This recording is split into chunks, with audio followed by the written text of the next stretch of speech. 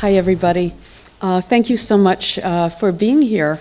It's really thrilling.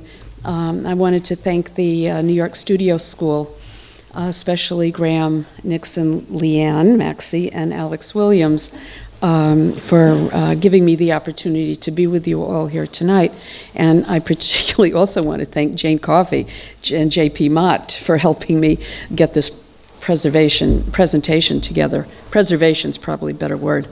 And I'm almost going to not be the F.H. Sellers Professor in Painting because I will be retiring from Chicago after this spring. So after 37 years.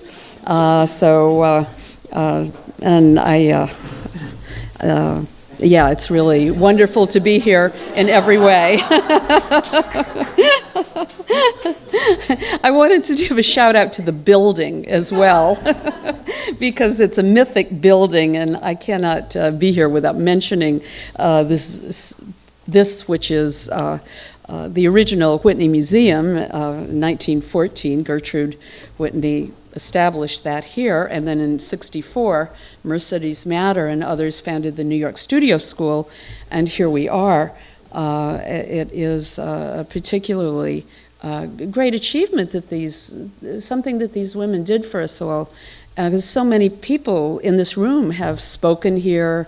It's a place where we come together, we participate as a cultural community, and it is, for all of you who are moving history forward and particularly in painting, and we don't even have to talk about the death of painting here or why one would do it, which is particularly enlivening. I know my students have forgotten that painting is dead. They think, what? Who said that? But these rooms have given artists a space to work, see artwork, share resources, and most importantly, these rooms have given us all a place to participate in a cultural community that not only celebrates the visual arts, but also those who make it, inspire it, and support its place in the world, and that is all of you.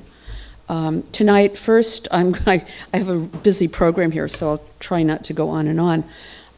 Because first, I'm going to show some very recent paintings along with works from the 1980s, and I'll talk about why later. I'm going to show you a short video that's just going to run through 25 years of painting in 6 minutes and sort of give you a taste of work with which you're probably familiar. After that, I'm going to talk a little bit about stories, narration, and illustration, because tonight is Mardi Gras, and tomorrow is Valentine's Day. Today's Lupercalia, and it is Maha Shivaratri as well, so these 2 days are just chock full of cultural narrative. And then following that, I'm just going to show, particularly for the young artists here, the process of a few paintings, what the paintings look like on their way to resolution, and why they might take, why a painting might take 7 years, as mine often do. Take a short foray down the breakthrough topic, and then I will end by showing you a few images of my portraits of women in their studios, an ongoing process, an ongoing series that I plan on continuing, so those of you who I haven't painted yet, get ready. Some flower paintings and my night landscape paintings. So I've got a full plate here. If anyone has any questions or comments, just shout it out. Because I can, I can be derailed very easily, thank goodness. So I'm just running through some fairly recent works. And I will talk a little bit more about them later on, because they have to do with narrative. Now, there are paintings some of you may not be familiar with, and that is these paintings, which might appear abstract, but in fact they are not. They are all the children of this painting that I did in 1998 during a residency at Dartmouth in their program at the Jaffe Friedrich Strauss Gallery. And I had been wanting to make images that were portrait images but dealt more with the invisible aspect of my subject, which is me, my head. And to do so, I sort of backed into this project. But the way I did that was trying to make woodcuts and a la Edvard Munch. And the person that was helping me disappeared. So he had encouraged me to have color separations made of this painting, and I would then, and from those color separations, to make laser cut stencils, and then to spray the stencils, each, the darkest dark, the lightest light, so on and so forth, the different value structures of this painting, if one took it apart, onto wood, and then I would cut it. But he disappeared with the wood, so I just had the stencils and the spray paint. And when I started working, I just started playing with them, and I realized that I could make these images that would, in some ways, would embed everything that's in that painting, but in another arrangement. So it was as if the landscape or the image, which to me involved a feeling of walking through the woods at night and having it seem as if I were seeing figures or ghosts in the trees or vestiges of images that weren't there. And each of the paintings I was able to make in this way, it was like making a landscape out of my head, basically. And the way that the figure would arise would be very slow and maybe latent. But I liked the way they worked with the more figurative and more clearly figurative paintings. So that's what they are. And every image in the painting is just made from that an aspect or a shape or a feature from another painting's head. So these are just some very recent ones. And so you'll see this is obviously not the same kind of painting as this painting, but these are paintings from the 80s, and I was making narrative paintings based on the Homeric hymn to Demeter. It was the story of Demeter and Persephone, but recently I've returned to those paintings and tried to include them in the portraits, because indeed how I have seen this portrait image is, as I realize now, involved with narration, but as if every portrait was telling a different story. And in the case of this body of work, the story is an ancient story, a public story. So these are just different, they're paintings that I feel fit in to the narrative, which I'll explain a little bit later if you don't know it. Getting abducted, the daughter is abducted, she goes to the underworld, she dissembles and becomes the bride of Hades, who's also known as host of many, guest of none. I love that epithet. She was abducted because he couldn't get a bride, he couldn't get a girl, who wants to live in the underworld. So he bribed his brother Zeus to arrange the abductions and takes her into the underworld. But, as I will recount later, she gets out, at least for a while. However, that space between life and death, that median space between life and death, the liminal space, is one that is unique in a way to the character of Persephone, and I feel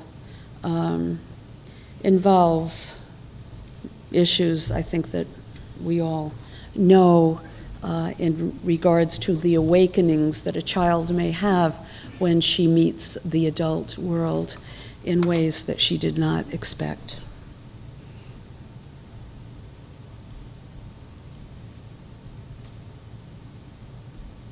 And this is another painting for the 80s. They're the backdrops, because of course I paint all of my pictures are made from observation, except for the spray painting. And so I'm often using another work of art behind me as I'm facing the mirror, let's just say 25 years in the mirror.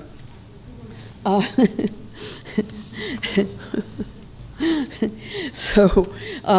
since 1993, my work has primarily been concerned with portraiture, and more specifically self-portraiture. But as I say all the time, I'm not terribly concerned with my individual appearance, but rather how one set of features, when closely observed, can suggest not a singular identity, but lead one away from the singular or the idea of a singular identity into the places where we overlap with one another, merge into a collective state, and share feelings, might find ourselves in others. My work as a figurative painter is simply an attempt to see what James Baldwin refers to as he writes about Ralph Ellison's Invisible Man, the fantasy in the mind of the Republic. And while I love the history of figuration, and it has always been important to me, well, there are lapses, and there are particularly lapses in that history when the history of visual images hits the public. This is just a street shot from my neighborhood. Who are these people? Right? Now, these are all paintings, and it's a few years ago, but I don't know what this video game is, but this, if I were to find the perfect example of the fantasies of the mind of the Republic, well, here we go.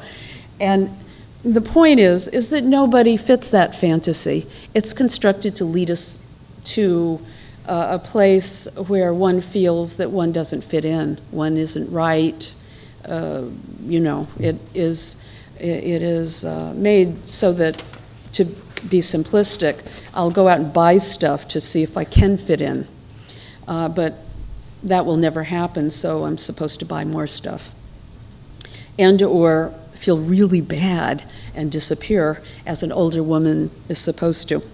Adrienne Rich says, whatever is unnamed, undepicted in images, whatever is omitted from biography, censored in collections of letters, whatever is misnamed as something else, made difficult to come by, whatever is buried in the memory by the collapse of meaning under an inadequate or lying language, this will become not merely unspoken, and I'll fill in unseen, but unspeakable.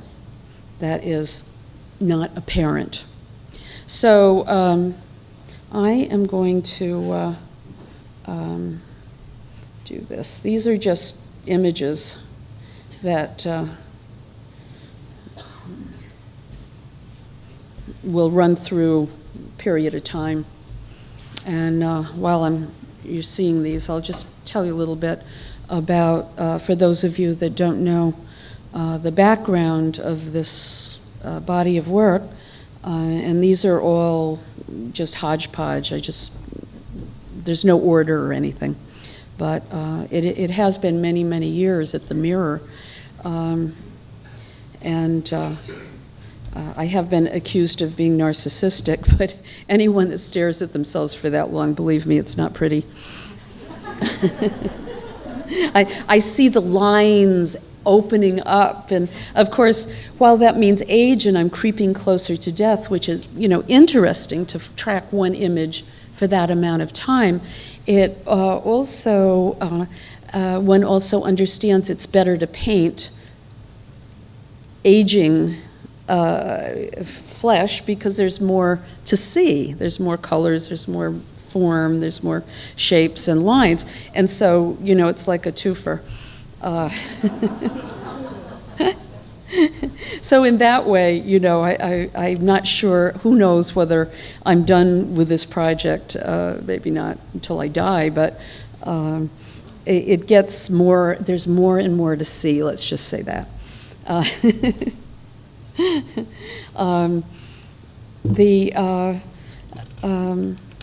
I started becoming involved in figuration really very early, and I've said this to many of you in an undergraduate school. I was a job I had during my B.F.A. years was as a figure model, and so in those years there wasn't a big thing about nudity. So it was very efficient. I'd go to classes, and then I'd model, and I didn't really have to lose much studio time. I had started modeling before I committed myself to going to a B.F.A. program. I had another life, let's just say. But when I was asked to model by my professors, this was the 70s, and I was asked to take positions that I would, the positions. Just positions I never held in my waking world, and positions that none of you probably take. And I thought, well, what am I doing? What is this? So I became really fascinated by the disjuncture between this one.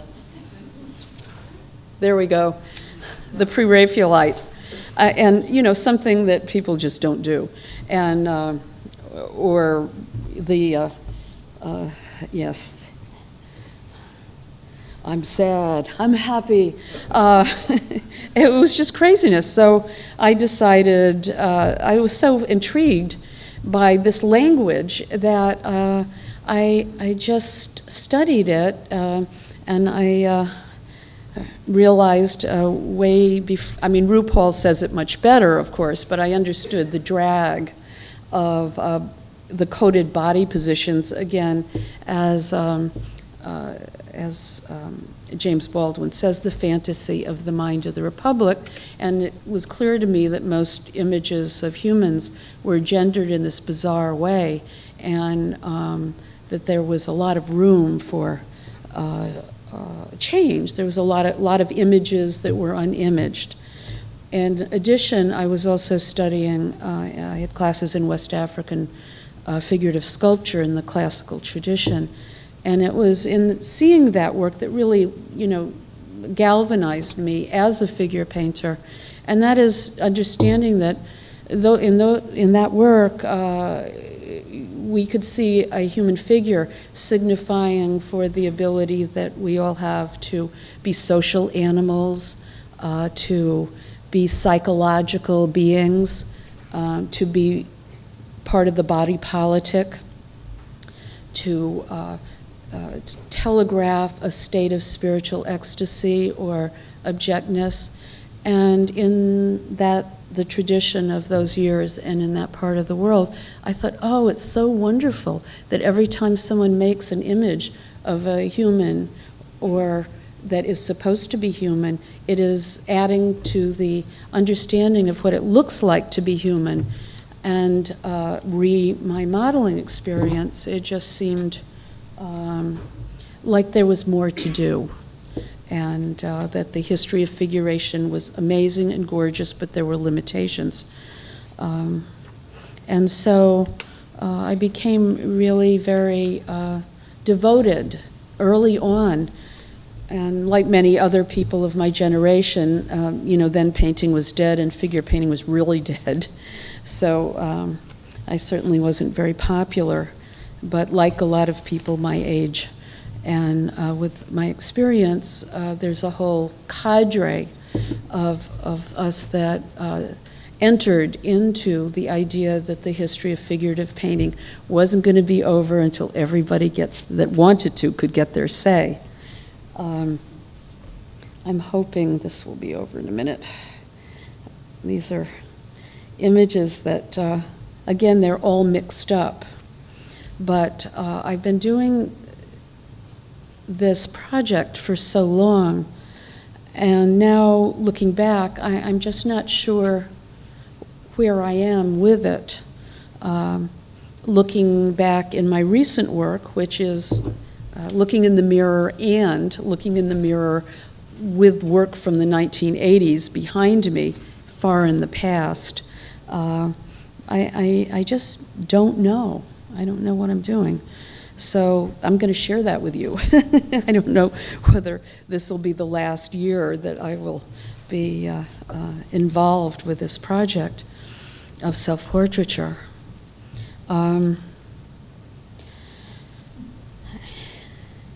The other aspect of figuration that is related to what I understood was apparent in the history of West African sculpture and masking and dancing traditions. I'm an amateur dancer. It is that one of the jobs of figuration is to reveal that which is essentially invisible. Each person, all of us here, like trees or icebergs, appear only in a partial sense. Like all beings, we can be observed in our physical form, but we also are concurrently the site of sensations, thoughts, and feelings that may be suggested or implied, but are never directly seen. And I know this is not new news, but remember that there is no proof that we have feelings. There's no proving that you dream or I dream. I have no proof. I have an interior monologue going on, a la Wittgenstein. I can talk to myself through feelings, but nobody else can hear that, and no one can see it. So I take it on faith that you all have thoughts and feelings, but I can't see them, nor can you see mine. And so I think this is the job of culture. I think the job of culture, in all culture in part, is to testify, to provide an example that beings have this invisible narrative, this invisible aspect that is so huge, and of course, with the proliferation of thought in here, way too much. But again, it can't be verified. An EKG does not do it. It's still a mere representation. It takes art to really bring us closer to one another in this realm of our interior lives. John Berger, we've all heard this, that we see before we speak. And again, that means a sense of sight is really useful. It's very important in order to convey areas of knowing that are expressed in what Wittgenstein calls private language. It's an area that my work is devoted to, and I think all painting is particularly suited for.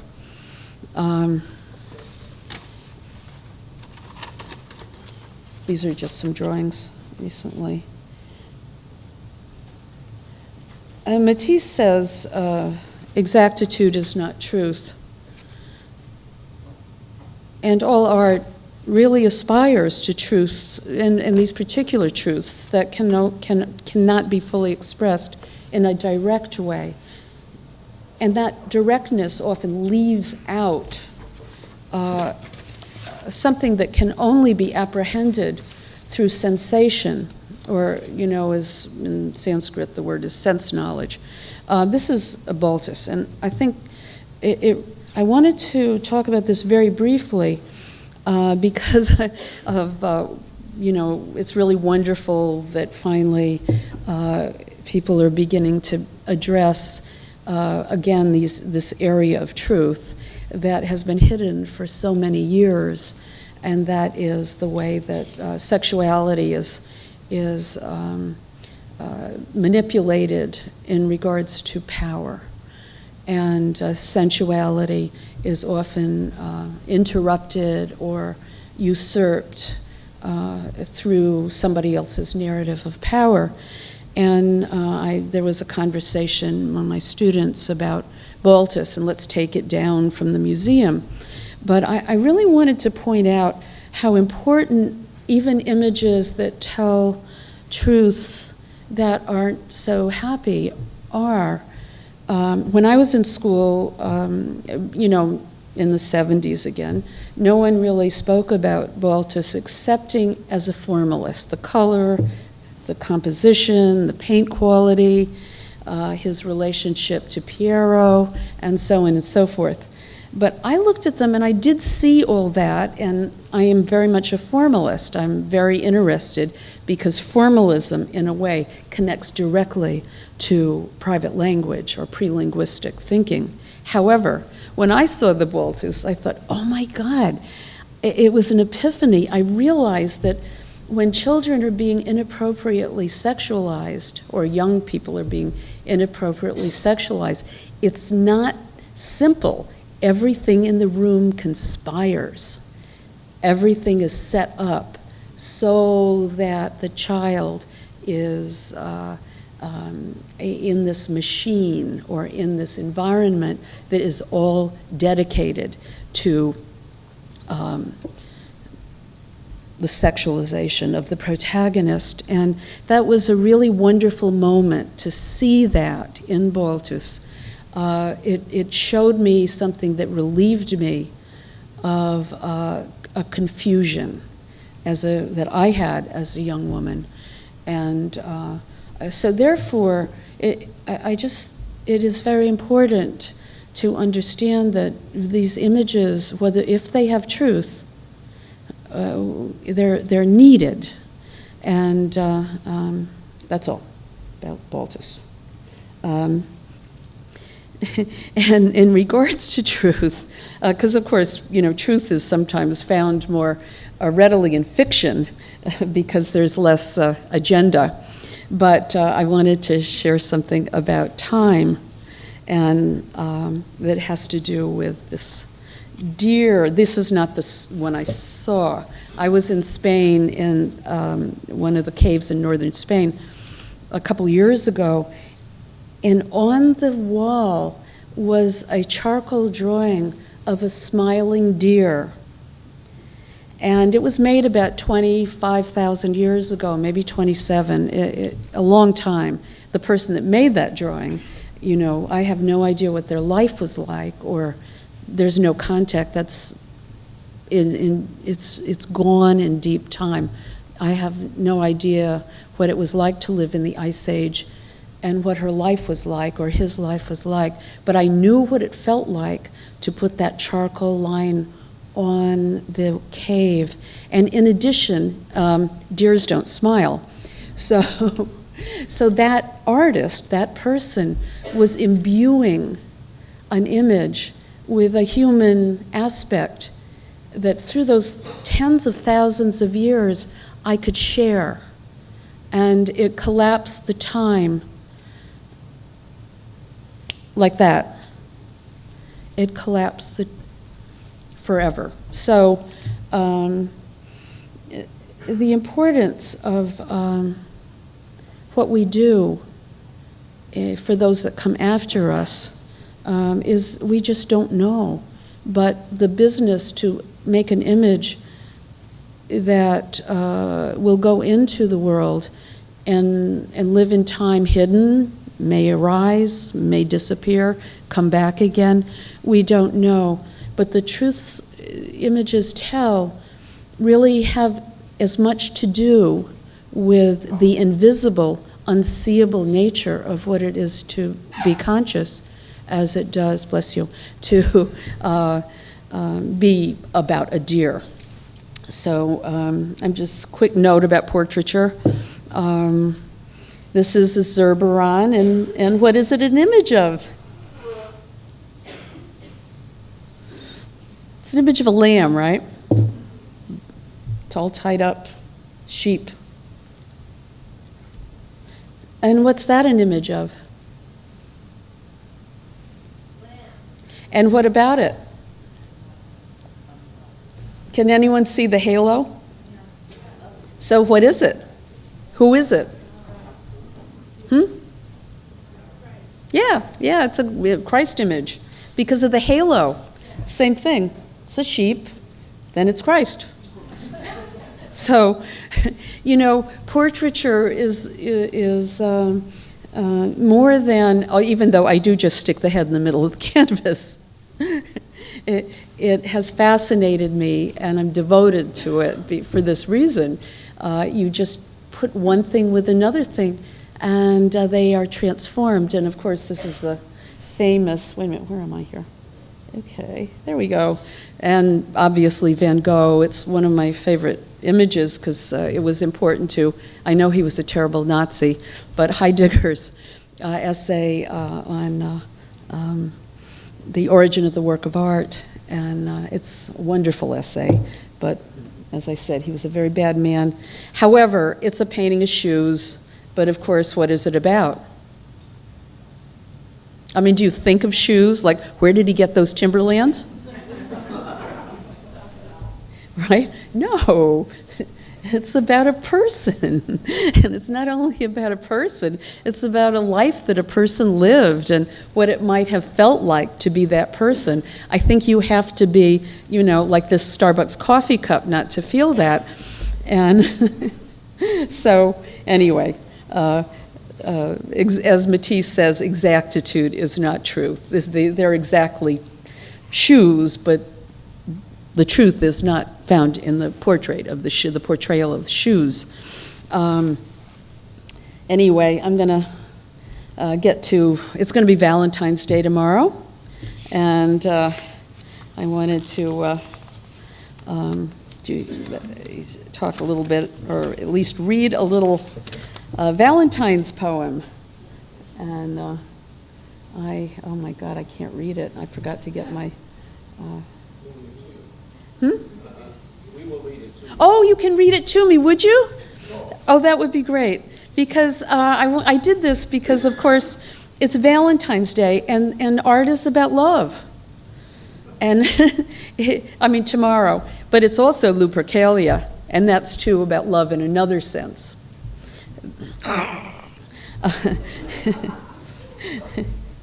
So, and it is also Maha Shivaratri, which is, I'll get to in a minute, that too is about love.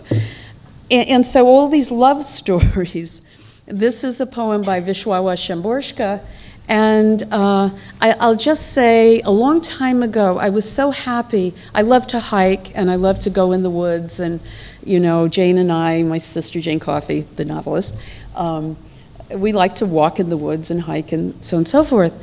But once I started painting landscapes, it was just awful. I feel, you know, that love I could feel for going out into the world and hiking, all of a sudden I was responsible for making paintings. And therefore, the aspect of being in the world, it wasn't as great. So now any place I go, I think, oh, I've got to paint that. How would I paint that? What should I do? You know, and the freedom is gone. Love is really... shifts, and as she said, I owe a lot to those I do not love. One of my teachers said something really important to me. I think it was Alex, I think it was your father.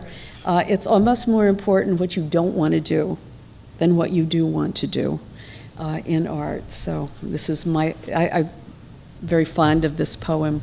I owe a lot to those I do not love, relief in accepting others, that others care more for them, joy that I am not wolf to their sheep. Peace be with them, for with them I am free. Love neither gives nor knows how to take these things. I don't wait for them from window to door, almost as patient as a sundial. I understand what love never could. I forgive what love never would. Between rendezvous and letter, no eternity passes, only a few days or weeks. Our trips always turn out well. Concerts are enjoyed. Lectures, too. Cathedrals, tour, thank you. Landscape in focus, there we go. And when 7 rivers and mountains come between us, they are the rivers and the mountains found on any map. The credit there. Credit's there if I live in 3 dimensions, in a non-lyrical and non-rhetorical space, with a real, ever-shifting horizon. They don't even know how much they carry in their empty hands. I owe them nothing. Love, as we say, on this Thank you. Thank you.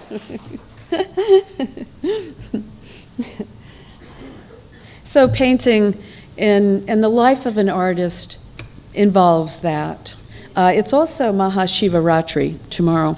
And this too has to do with, it's a story about love in a way that also applies to the intensity that one experiences when one is truly engaged in a work of art. I'll give you the short form of the story. Once upon a time, Shiva, who's the god of everything, and of creation and destruction, and he's really busy, getting demons out of the world, and he's out everywhere. That's and Shiva also has a male-female aspect. That's the one on the right. This is not an image of Shiva, but I liked it, so I thought I'd put it up there. And it involves snakes, because this story involves snakes and demons. So anyway, the demons were getting, particularly Ravana, but the demons were really getting angry at Lord Shiva because he's preventing them from doing their demon work and just getting in the way. And they can't do their evil stuff. And Shiva always swoops down and saves the maiden or the cow or the king and gets them out of the way and de-demonizes them. So they all get together and they have a meeting and they say, okay, well, let's put all our poison together. We're going to fill Ravana with all of the poison of all the demons, all the serpents in all of the universes. And one of us will assume the guise of a child and jump into the river and go, help, help, help, I'm drowning, Lord Shiva, save me, save me. And so this happens, and they do that. And Lord Shiva's everywhere all of the time, so he jumps in there and goes to save that fake child, the serpent child. He didn't look under the water, which seems strange to me because of the omnipotence, They should. So all this, Ravenna comes, grabs his throat, and pumps all of the venom of all of the demons of all of the universes into Lord Shiva. And guess what happened? He doesn't die. He becomes enlightened. The serpent becomes enlightened, because that even to be focused on destruction, when one is truly engaged with creation, Shiva, means transcendence. So they were thwarted. And I'm not going to go into Lupercalia because it's not really great. Too much violence. Now this is an image of one of my first drawings that I made when I was about 7 or 8, And you can see, even then, I was really fascinated by the mystery of the feminine. And my sister and I had a very strong mother, somebody that had been a combat nurse on the Burma Road in World War II. She's a very strong person, but this was the 50s. I was totally fascinated, and I'd forgotten that I used to do these little drawings of these mirrored women in invented rooms, and of course fancy dresses, and greeting each other. Again, there was something about the 50s, the ubiquitous patriarchal gaze colored almost every image I saw. And yet within me, I kind of knew something else was going on. There was some other story from the women I knew and the men I knew than was being told to me in the image that surrounded me. It surrounded us all.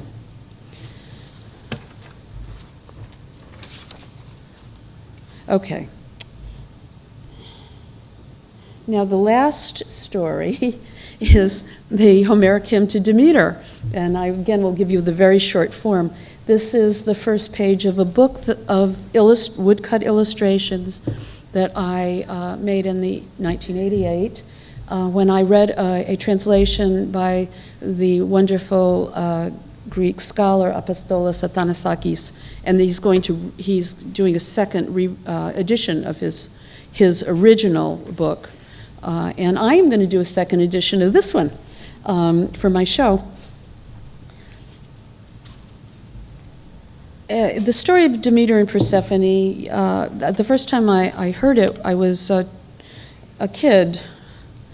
I was in second grade, and Florence Hill, my teacher, brought a pomegranate in. She told us the story and fed us the pomegranate seeds. But I thought, whoa, this is a story where adults are conspiring and mothers and daughters are separated and innocence is lost and desolation and famine takes place. Gods get angry and anxious. Death lurks. Courage is rewarded. Tragedy is ameliorated. And while the ending is mostly helpful, it's still ambivalent. So that was sort of the end of innocence, that story. And I've been fascinated by it all of these years. When I read this translation, which I loved it, and I just felt like paying homage to it, making some woodcuts in my studio and printing them on my palette. But I did that, hand coloring them. The lyric, I think you can read it for yourself and understand it if you wish. There's certainly a lot written about this. It was composed more or less around the 7th century BC, and it's not only a lyric, but it tells us most of what we know about this religion that was quite active in the Middle East for over 1,000 years, and ended in one day during the period of time when Christianity was arising in the Middle East. So again, the mysteries were celebrated all around the Mediterranean, from the Balkans all the way into North Africa. But Christianity was coming up, and the Abrahamic religions were not very pluralistic. And so the officials of the mysteries of Eleusis, and you can go to Eleusis today and visit the place where these mysteries took their ceremonies, they got together and they said, okay, we don't want to fight. We don't want to resist another religion. We're just going to end it. So they ended this entire religion, which had been celebrated and worshipped for many years, thousands of years. It ended in one day. And no one told. That's the other aspect of the mysteries. Nobody told what happened. So the paintings, the new paintings that I showed in the beginning of the talk were reprises or attempts still to illustrate this, and really are intended to be illustrations. Okay, this little part of my talk is dedicated to the younger artists because editing is something that younger artists really don't always understand, especially in painting, that taking away is one of the most creative things one can do. And it's very fun. I'm not going to read the poem. It's a wonderful poem by Elizabeth Bishop called The Art of Losing Things. And this page is taken from Walter Murch's book, The Conversation. It's about film editing. And you see on the left-hand side where she started, and on the right-hand side, the poem As We Know It, which is a wonderful poem about losing things. But I'm going to show just a few slides of editing, and this is not my work.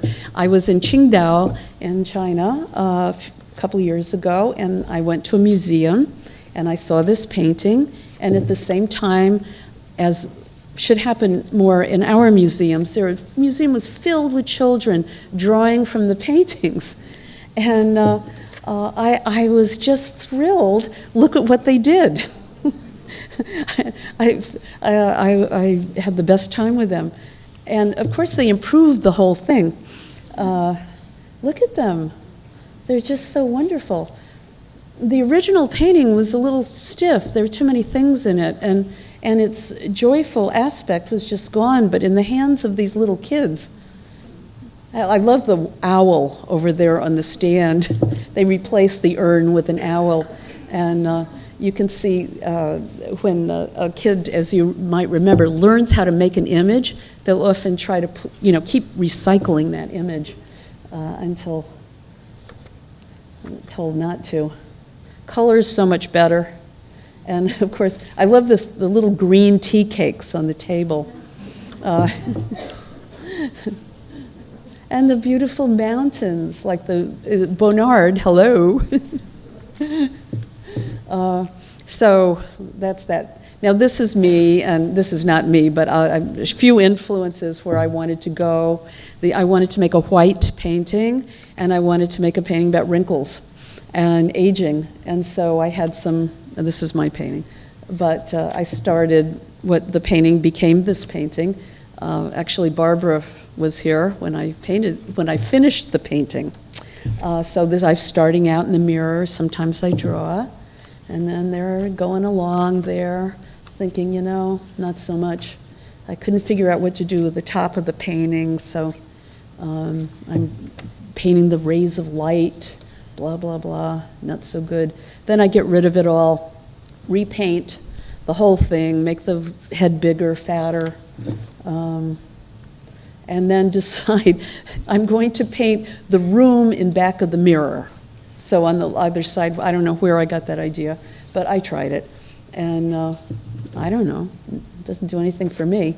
So I repainted the head again, changed the temperature of the painting, and again, and then went kamikaze, and repainted again, and then, got rid of the whole thing.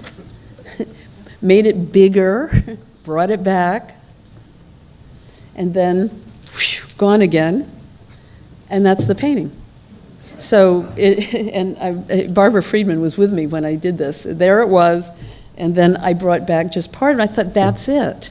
It really wasn't about aging, it was really about death and disappearance in a non-abject way.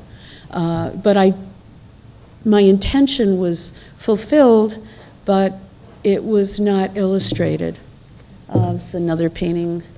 And you can see source material, Barclay Hendricks, without whom I would never have become a figure painter. And so, sorry for the bad shots. This is an early painting I wanted to put different kinds of figures in this one painting. And this is one of my paintings in back of me, again, with these other soldiers with night vision goggles. And then I'm working on it for a while, but I don't know, at the top of the painting again. But then that's where it ended after. and you can see in the upper left-hand corner, you can see little pieces of the hats of the night vision guys. But I realized it was really about the immersion of the figure in this burning space rather than about the soldiers. And so that's that. Recently, I've always loved the Flying Marsyas. Did you all see that wonderful painting when it was here in New York? Oh my God, it was so good. So I've wanted, for a long time, I did a couple copies this summer for the benefits, the benefit here and elsewhere. The upside down quality, there's so many things about this painting, and I wanted to thank Graham for telling me about the history of Venice, as I'm beginning to understand a little bit more of the origins of the painting. But all I wanted to do here was make a painting where the figure was upside down, the head was upside down. Of course, I had to use a photograph, which I don't usually do, because, can't paint upside down. And I'm literal. I need, those conditions. So I start out upside down, head's too big, make it smaller. Somehow the hair got in there. Don't ask me why. And then I gave up. These shots are like, there's many, many stages in between these shots. But at this point, I said, I can't do it, it's too hard. And then I got all caught up in that hair, kind of starry, I don't know, something, a segue. But then I went back, and I thought, I can do this. And I don't know, it just was awful. And then I changed the color. I got rid of that brownish color and more hair, smaller head.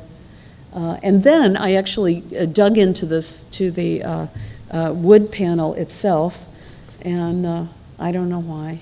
It was something to do. But then I kind of got it. I thought, oh, this is a symbolic image.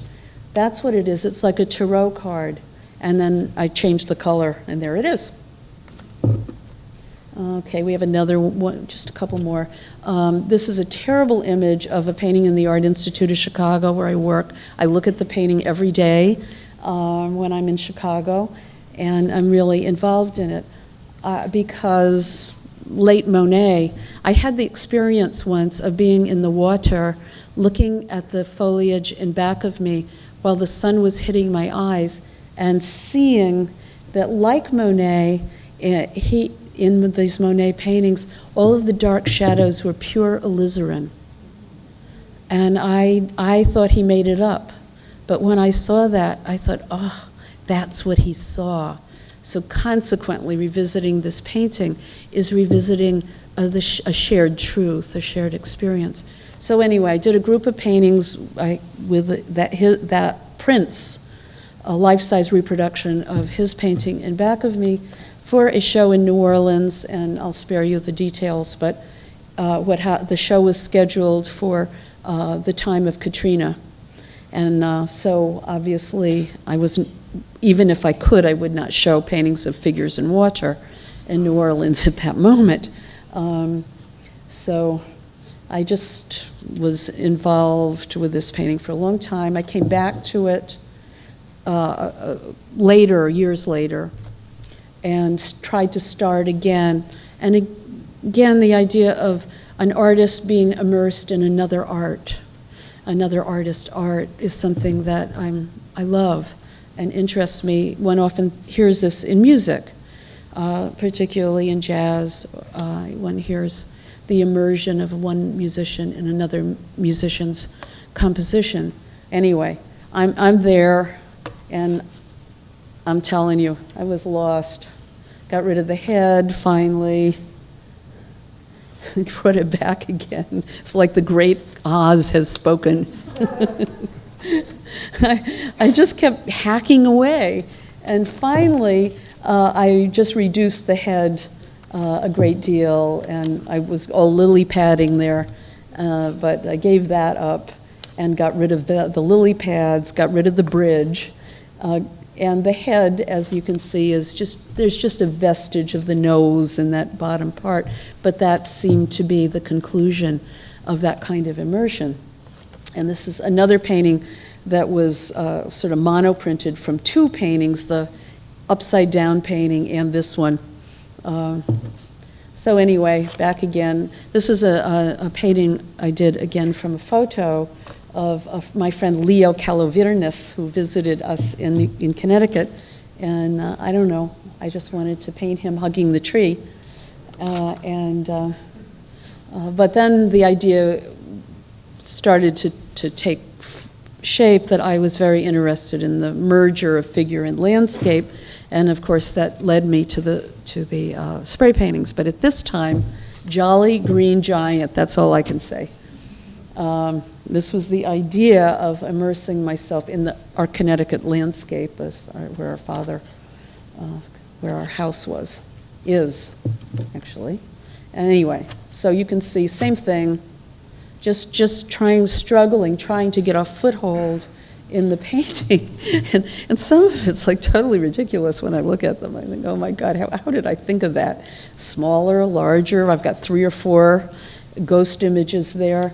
And one can see here that in all of the painting there's a great deal of measurement and an underlying structure that holds the different elements in a certain kind of suspension. But of course, at the end of the day, wait a minute, where are we? At the end of the day, what happens is this is almost the last stage, where unless you're living with the painting, when you live with the painting, the measurements of those different heads start to come up and back and up and back. So it's a very odd painting that I like a lot. Okay, Hyman Bloom's Christmas Trees. How fabulous are these paintings? So I saw this show, which some of you saw on the Lower East Side, of the rabbis and Christmas trees. And I thought, oh, I really want to paint a Christmas tree. So I went out and bought a Christmas tree. And but what happened is that I had that Christmas tree for 3 years in my studio. And this painting was a portrait in front of a Christmas tree with ornaments. I bought ornaments, I had lights, and this is what I got. It was just, I just couldn't do it. It was really only about this merger between the figure and this tiny element of, so the figure is revealing behind this forest. Okay, I think I only have one more. I started this painting from Joanna Fink, and it was supposed to be a painting about breath. I was really interested in breath, and how could I get a sense of breath in the painting, and so there we are. But I went to see Sharon Horvath's show at Laurie Bookstein, thank you. And I was just captivated by the quality of the line in her painting. And I didn't think anything of it, but I got home, back to this painting, and it was as if I had inhaled Sharon's line quality and interest in pattern. And I couldn't stop myself. So I just kept following these leads in the face as they would spin out into the ground.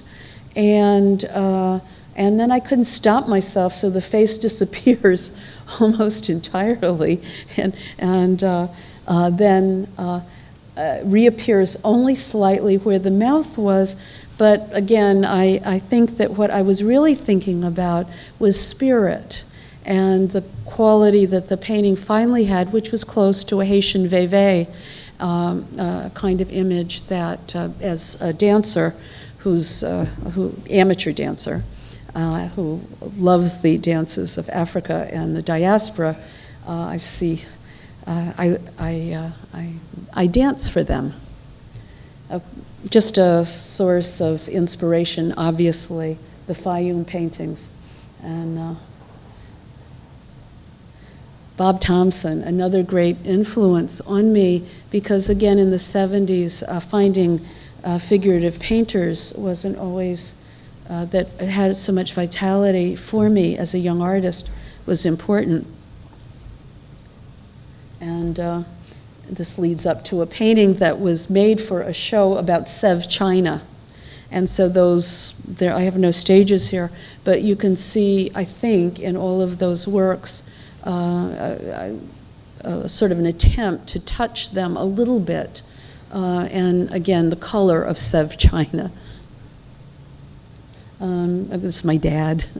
And there's my dad. I have nothing to say about these two, but I wanted to look at them because it was an early painting. I'm going to very quickly show paintings on the way to figuration, and that is when I moved to Chicago and got a job teaching figure painting, I had never really done a successful figure painting from observation.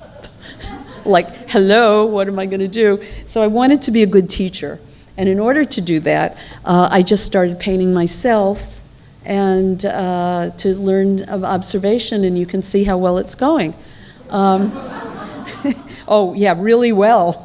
But at the same time, I was doing the narrative paintings like this based on ideas about mythology. This is the birth of Aphrodite in Cythera, and so on and so forth. So I'm doing this to be a better teacher, oh my God. And, but these are the paintings. I'm having a little tiny career in Chicago, and this is a 12-foot painting based on the Homeric hymn to Demeter, the return of Persephone from the underworld. So that's what I'm doing, and I think that's my work. But to be a better teacher, here I am. And uh-oh. But believe me, it wasn't easy. And, you know, just kept hacking away at it. Finally, I could see a little bit of color after the Lucy and Freud show at the Corcoran, but still not going so well. And here, it was again a one-shot painting that I felt had some interiority, but it was still pretty sucky. But then the next day, this happened. And I wanted to say to the young artists in the room, breakthroughs can occur at any time. They can take, for me, it took a long time to be able to develop vocabulary, but the actual manifestation was just one day. So you have to be working all the time in order to take advantage of the breakthrough.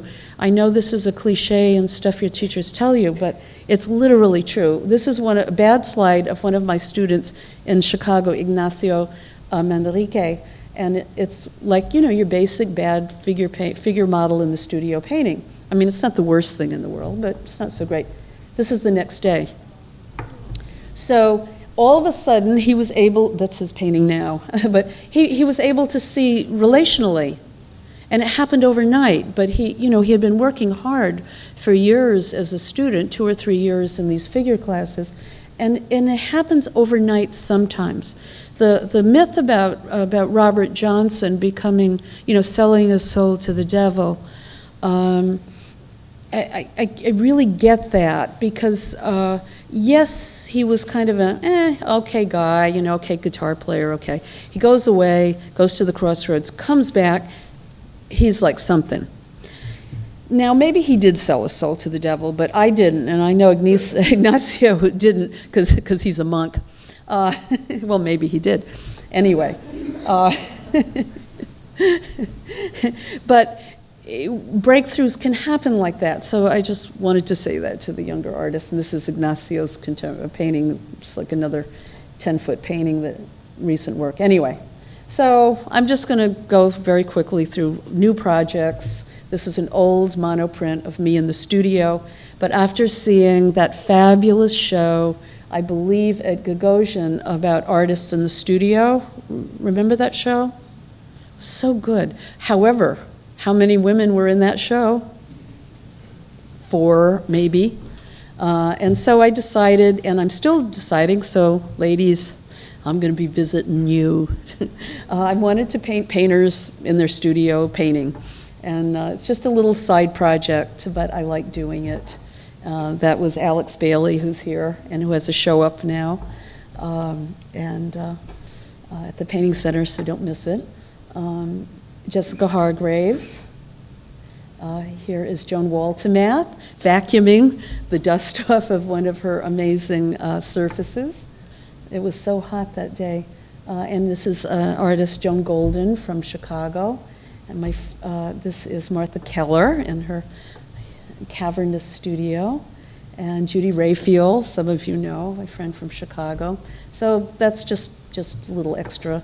I also always am involved in painting flowers, and I do that because in order to see something as simple as a flower, one has to be able to look abstractly and not look at the flower, but rather pay attention to the shapes and colors that are not figurative. And at the end of the day, what one comes up with is a figurative image, but how they're made is from not painting any flower or radish, but rather painting pieces of it as it's going, as my eye is moving across the motif on the table.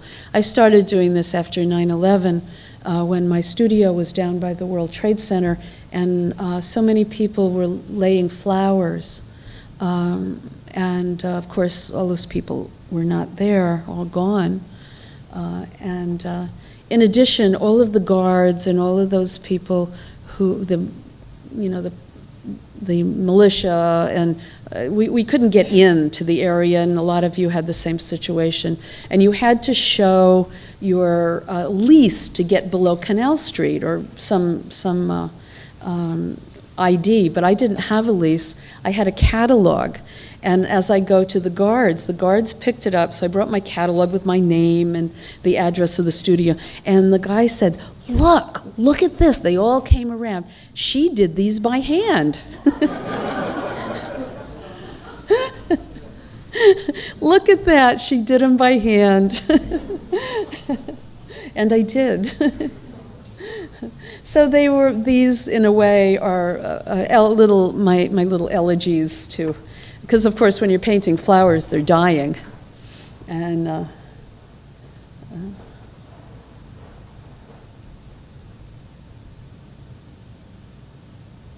very small paintings. And last things I'll show are my night paintings, the night landscape paintings that I started in '95, and I'm still doing them. They gave me a way to make work while I was teaching all day. And I love the idea of sitting in the darkness and watching the color that arises in my retinas as I spend time with the night. I encourage you all to try it. You can't make a bad night painting, honestly. These are very small. So, and how they take about an hour. I just put these in so I could see them. These are night landscapes from photographs that have to do with the Second Iraq War. So you just sit outside for an hour or two and just sit and look, and things happen. Now, you see colors and shapes that you wouldn't see otherwise.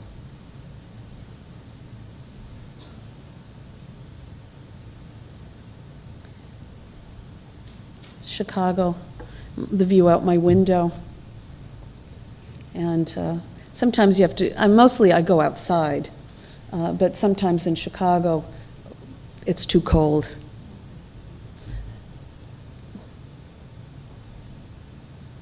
It's my studio in New York on the Lower East Side, and this is somebody sitting in my studio looking out that same window, reading, and these are just watercolor.